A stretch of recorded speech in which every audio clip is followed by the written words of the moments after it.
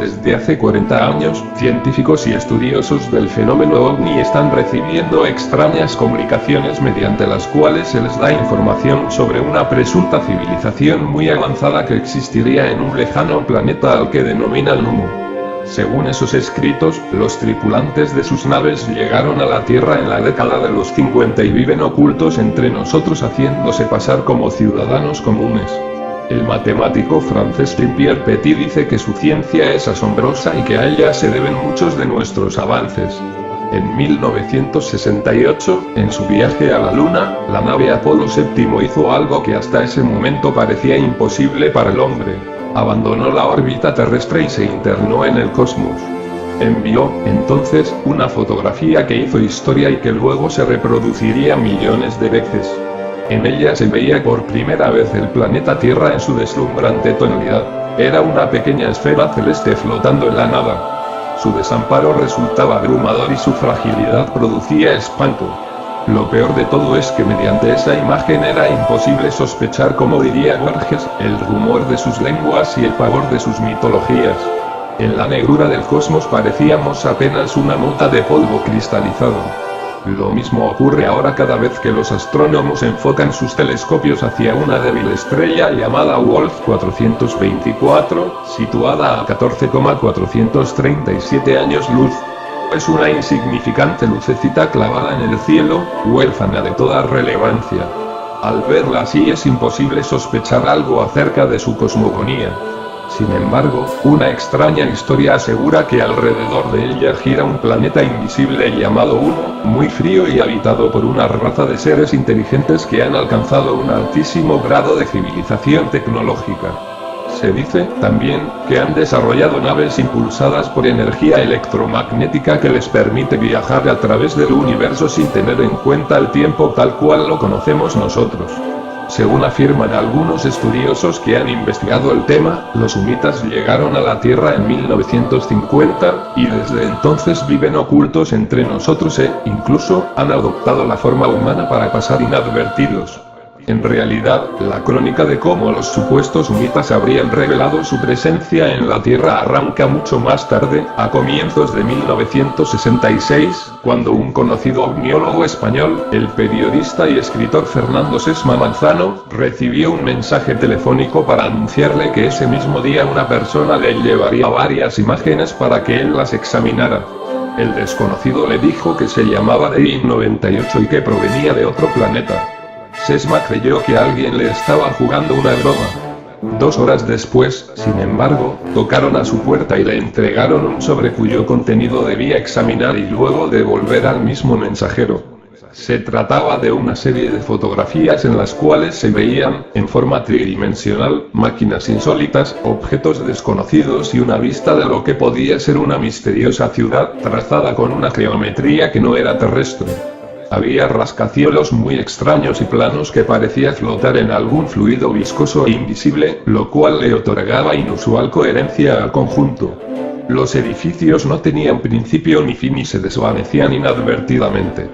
Parecían escapados de algún grabado del arquitecto Giovanni Battista Piranesi o de las ilustraciones terribles de un relato de Tolkien.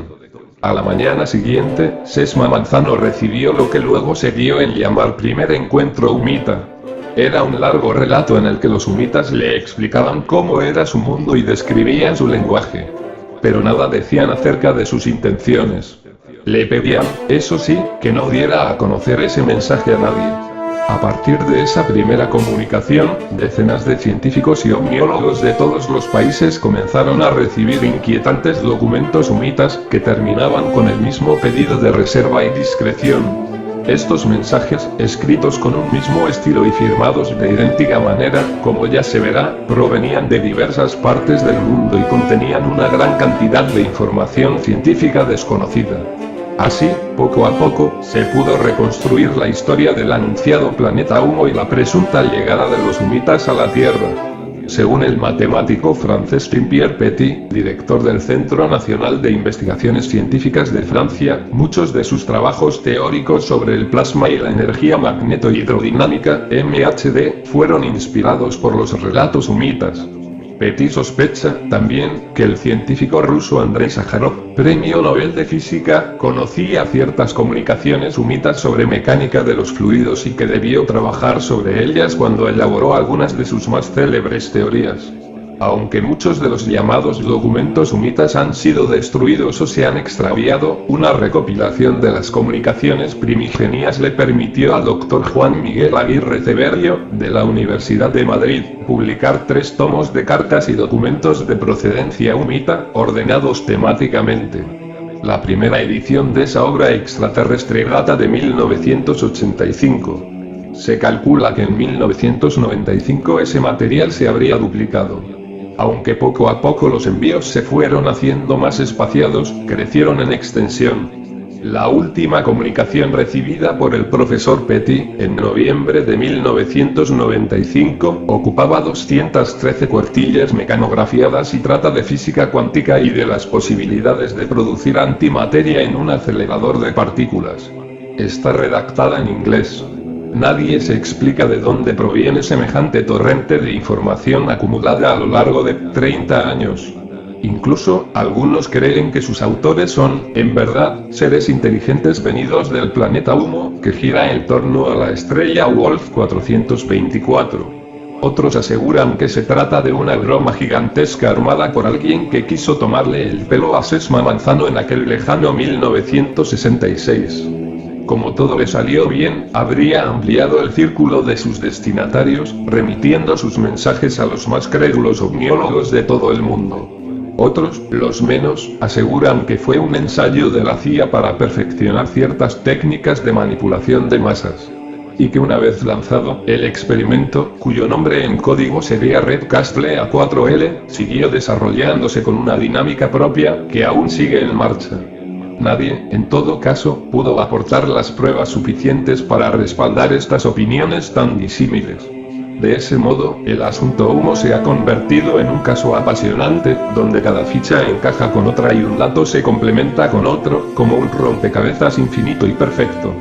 Lo fascinante en este tipo de fenómenos es que nada puede ser probado ni negado. Si se trata de una broma, es, por lo menos, francamente desmesurada. Fernando Sesma Manzano murió en 1982 y nunca dejó de recibir informes de los supuestos habitantes de Humo. Es cierto que al primer bromista pudieron agregarse otros, que habrían seguido el juego aceptando reglas que no estaban escritas. Pero la coherencia estilística de los documentos pareciera señalar a un mismo y único autor. Lo de la CIA no resiste el menor análisis, pues nada explica o permite suponer por qué se eligió a un grupo de ovniólogos madrileños cuando aún vivía Francisco Franco y España parecía alejada de toda modernidad para realizar una experiencia cuyo objetivo tampoco se vislumbra. Queda, por último, la inquietante posibilidad de que los documentos sean auténticos y que hayan sido escritos, en verdad, por seres llegados a la Tierra desde un lejano y frío planeta desconocido. Esto, claro está, pertenece ya al dominio de la imaginación. Si se cree en los ovnis, no hay por qué dudar de que los humitas estén entre nosotros. De todos modos, la saga que cuenta el arribo de estos alienígenas a nuestro planeta es fascinante. Según dicen los documentos, todo empezó en la primera semana de febrero de 1934, cuando un barco de bandera noruega navegaba por aguas del Golfo de Terranova. A bordo iba un grupo de científicos para realizar algunos experimentos de comunicación a larga distancia por medio de la reflexión de ondas de radio en la ionosfera. Un tren de ondas hertzianas usadas en la prueba habría cruzado la ionosfera, perdiéndose en el espacio con resultados imprevisibles. 14 años después, dicen las primeras crónicas humitas recibidas por Sesma Manzano y su grupo, esas ondas fueron captadas por científicos del planeta Humo, los cuales comprendieron que se trataba de una señal inteligente, distinta al confuso ruido galáctico.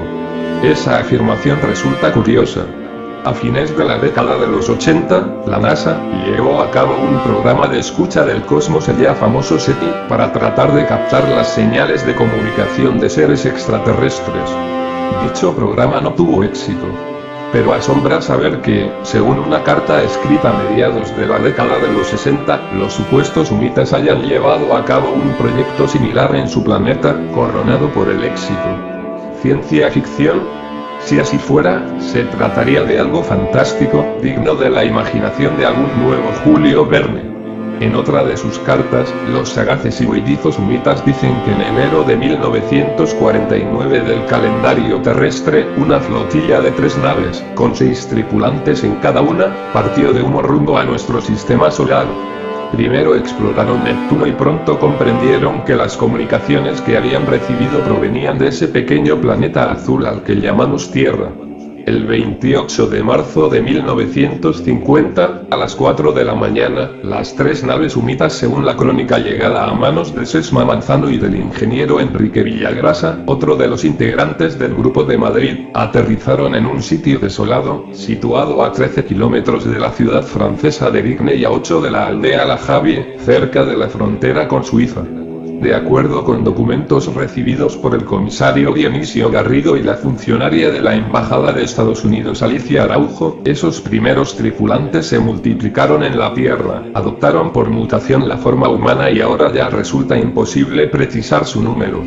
Los escritos, que al principio eran firmados por Deim 98, hijo de Deim 97, comienzan a ser rubricados por un supuesto gobierno general de Humo, circunstancia que se repetirá invariablemente hasta las comunicaciones más recientes. El 27 de mayo de 1967, una carta humita anunció a varios ovniólogos españoles la llegada de algunas de sus naves. Señalaba que una de ellas descendería cerca de la localidad de San José de Valderas. Pocos días después de la fecha señalada, un periódico español difundió varias fotografías tomadas por un aficionado anónimo que las hizo llegar a la redacción. En ellas se advierte un platillo volador con el signo que usan los humitas para sellar sus misivas. Una especie de letra H con los brazos curvados hacia afuera y cruzada por una raya perpendicular. Un segundo fotógrafo, llamado Antonio Pardo, le envió a Sesma Manzano una secuencia de esa misma nave pero tomada desde una perspectiva distinta. Otro grupo de testigos dijo haber visto descender el aparato en Santa Mónica, cerca de Valderas. Cuando levantó el vuelo, un muchacho recogió en el lugar un trozo de metal y una placa de un material desconocido, de color verde. El Instituto Nacional de Técnica Aeroespacial de España sometió esos dos objetos a un minucioso análisis y concluyó que se trataba de un tubo de níquel de 99% de pureza y que la película plástica era polifluoruro de vinilideno, muy resistente a la tracción y a las altas temperaturas. Eran, sin duda, materiales aeronáuticos. En abril de 1967, Alicia Araujo recibió un informe de 23 páginas donde se revelan ciertos rasgos de los humitas y algunas de sus costumbres. En Humo, dice esa comunicación, se habla un solo idioma, pero la gente usa 2 lenguajes distintos para comunicarse entre sí. Por lo general, emplean la vía telepática, pues los humitas tienen un aparato de fonación muy débil, que necesita la amplificación. Por esa razón, los primeros humitas que adquirieron forma humana debieron someterse a una pequeña operación en la glotis para poder hablar normalmente. No obstante, aún hoy su voz es monótona y sin ninguna inflexión. En 1968, el escritor Antonio Rivera, autor de varios bestsellers, publicó un libro en el que analizó el avistamiento de Valderas. Desde ese momento, la historia de los humitas se divulgó masivamente y se hizo conocida en todo el mundo. Rivera se convirtió en el principal receptor de los documentos Humo. Estos comenzaron a ser cada vez más científicos y a tener un gran contenido tecnológico. Explicaron, por ejemplo, cómo eran sus naves interplanetarias, a las que ellos llaman Oahuleauehuaem, y que son capaces, aseguran, de recorrer distancias interestelares en poco tiempo, pasando de uno a otro marco tridimensional. La cabina para los tripulantes, dicen, es de forma toroidal y flota libremente en una cavidad más grande sostenida por electroimanes. Es el mismo principio de los modernos trenes japoneses y alemanes que utilizan la suspensión magnética para desplazarse en el aire sin tocar las vías. En los periodos de gran aceleración, la cabina de las naves se llena de una masa gelatinosa que protege a los tripulantes contra cualquier peligro. Durante el viaje, los humitas usan un traje espacial hecho con una membrana compuesta e inteligente que no toca nunca la epidermis del viajero.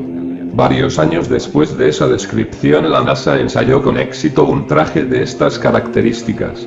A pesar de que era operativo, resultaba muy costoso y se suspendió su producción. Los escritos también revelaron parte de la historia del planeta Humo. Uno de sus informes describe una civilización armónica, esencialmente humanista, que se parece al paraíso perdido de Milton. Si bien le dan una importancia enorme al desarrollo de la ciencia, la subordinan siempre a las necesidades de la gente. Pero eso dicen, no siempre fue así. En los tiempos primitivos, los humitas adoraban a su dios supremo al que denominaban Ua, generador, de una manera caótica e individual, lo cual se reflejaba en una desordenada organización social. Esto se superó con el desarrollo de la ciencia, que impuso el orden. Pero la reverencia por lo científico también desató una feroz dictadura. Citan el caso de Le-456, hija de Na-312, que poseía un alto grado tanto de sabiduría como de crueldad. Conquistó el poder gracias a su extraordinaria inteligencia y aseguraba que en ella habitaba el cerebro de Ua, razón por la cual era infalible. Sostuvo que el fin último de Humo era la investigación e impulsó la ciencia por encima de cualquier otra disciplina. Quienes no alcanzaban un nivel de comprensión científica suficiente pasaban a integrar las colonias de los trabajadores esclavos. En una de ellas vivía un hombre llamado Humowa, que se rebeló contra la dictadura y pregonó la armonía social. Sus doctrinas crecieron rápidamente y el gobierno de Le-426 fue finalmente derrocado. El planeta conoció un largo periodo de caos, pero salió fortificado de él. A partir de entonces hubo armonía, lo que les permitió alcanzar el alto grado de civilización de que disfrutan. Esto, a grandes rasgos, es lo que explican los documentos humitas. Ignacio Danaude publicó en 1982 un exhaustivo listado de los informes humitas, que tiene hoy en día más de 3.600 entradas. Una decena de libros se refiere a la presencia de los humitas entre nosotros y otros tantos analizan sus escritos científicos. El ingeniero Juan Domínguez Montes, por ejemplo, editó en 1983 el Pluricosmos, una difícil obra dedicada a los informes cosmológicos de Humo, y el matemático francés Jean-Pierre Petit escribió en 1991 Le Mystère des Humites para la colección Los Caminos de la Ciencia, de la editorial Alvin Mitchell, donde arriesga la siguiente teoría. Los documentos Humo tienen el propósito de hacer progresar la ciencia en nuestro planeta, sugiriendo líneas de investigación y procedimientos que de otro modo nunca abordaríamos o lo haríamos mucho más tarde. En fin, la historia de los humitas es uno de los misterios más impenetrables de nuestro tiempo.